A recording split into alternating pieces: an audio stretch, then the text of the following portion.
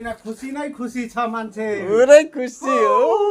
Oh my God, 4 वर्षपछि यति धेरै सेलेरी आएको छ पहिलोचोटि साथीहरू।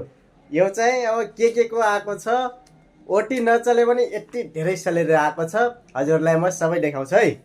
हेलो साथीहरू, सबैलाई स्वागत छ अर्को भ्लग भिडियोमा। आज चाहिँ म हजुरलाई आफ्नो सेलरी सिट देखाउँछु है, कति आएको छ।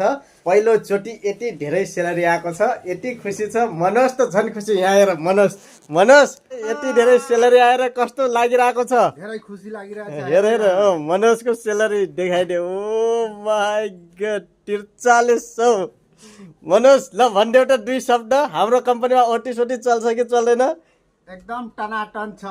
हैट, ओटी चल्दैन यार। के अरूको होला यार, ल भन। यो बोनस पाएछ, बोनस अनि सेलेरी मिलाएर यत्रो भएछ। एकदम यो महिना खुसी नै खुसी छ मान्छे पुरै खुसी हो। हाम्रो कम्पनीले चाहिँ ओटी त खासै दिँदैन, तर अब टाइममा बोनसहरू दिन्छ। यसो कहिलेकाहीँ यताउता घुमाउन लाग्छ। सालमा 2 चोटि बोनस दिन्छ। यो बोनसको टाइम हो। यो चाहिँ सेलरी र बोनस लगाएर हाम्रो चाहिँ यति सेलरी आएको छ। मेरो चाहिँ अलिक कम आएको छ, मनोजको त अलिक धेरै छ न सेलरी, त्यही भएर हो। अलि ओटी पनि धेरै थियो, मेरो चाहिँ अलिक कमै छ। मेरो सेलरी चाहिँ यहाँ देख्न सक्नुहुन्छ, हेर्नु होला। पहिलोचोटि यति धेरै सेलरी आएको छ। 4 साल भयो यो कम्पनीमा काम गरेको, पहिलोचोटि होला सायद। यो सेलरी भन्न मिलेन, बोनस लगाएर यति आएको छ।